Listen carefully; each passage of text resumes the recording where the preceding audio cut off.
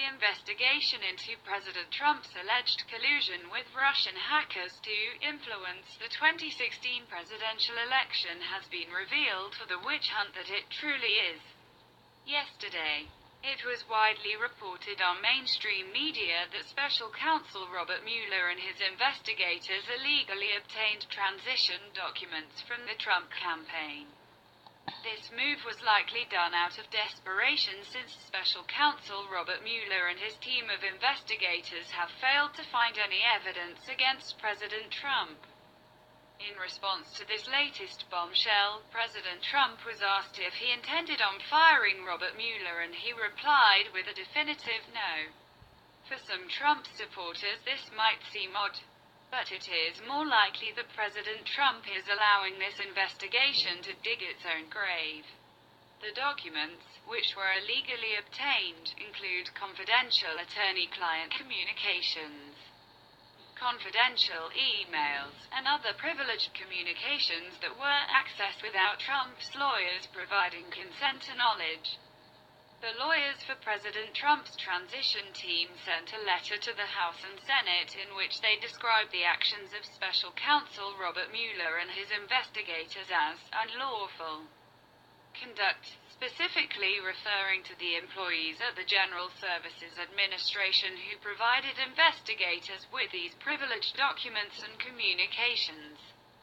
Corey Langhofer, a lawyer from Trump for America, stated that the GSA did not own or control the records in question, meaning they had no right to hand the documents over. This is a clear violation of the Fourth Amendment, which protects against unreasonable searches and seizures. The illegal disclosure occurred on September 1, 2017. When GSA officials handed over a flash drive to Mueller's investigators.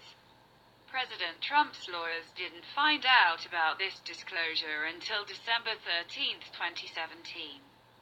The assertion that Special Counsel investigators didn't know that what they were doing was wrong is preposterous, and had President Trump's lawyers not discovered this treachery, it likely would have continued to be undisclosed.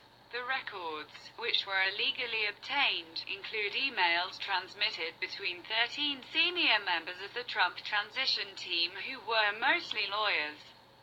But one of these senior officials was former National Security Advisor Michael Flynn, who recently pleaded guilty to lying to the FBI.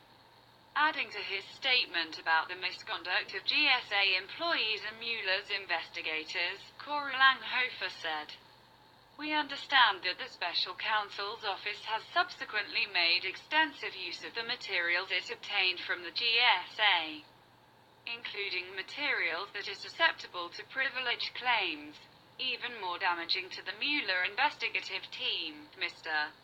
Langhofer and President Trump's legal team have discovered some of these illegally obtained documents have been leaked to the press by the Special Counsel investigators. The GSA had access to all this information from President Trump's transition team because they provided the team with office space and hosted their email service."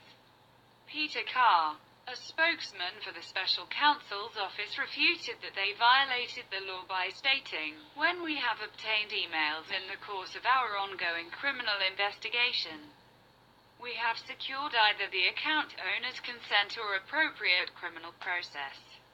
The GSA is also fighting back against the claims that they improperly handed information over to Mueller's investigators.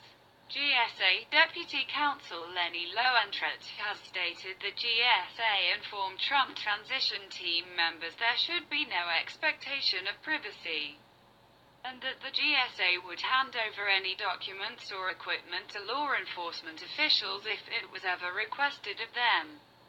The GSA also claims they told the Special Prosecutor's Office to issue a subpoena, and it was the Special Prosecutor's Office who decided to nefariously send a written request. Had a subpoena been issued, it is likely President Trump's lawyers would have stopped the disclosure of these privileged communications.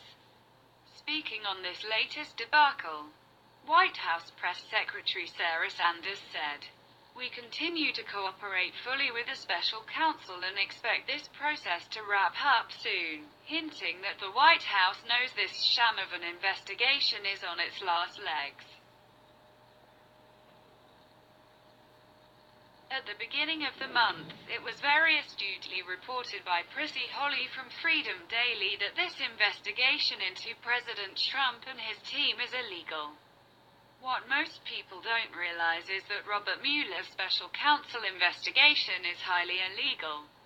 In order for an investigation to even be launched against the president in the first place, the Department of Justice's regulations first require a crime to be committed.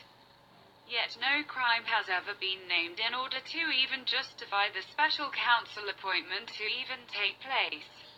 The only reference to a crime surrounding this investigation is possible collusion, but this does not meet the Department of Justice standard for investigating the President of the United States.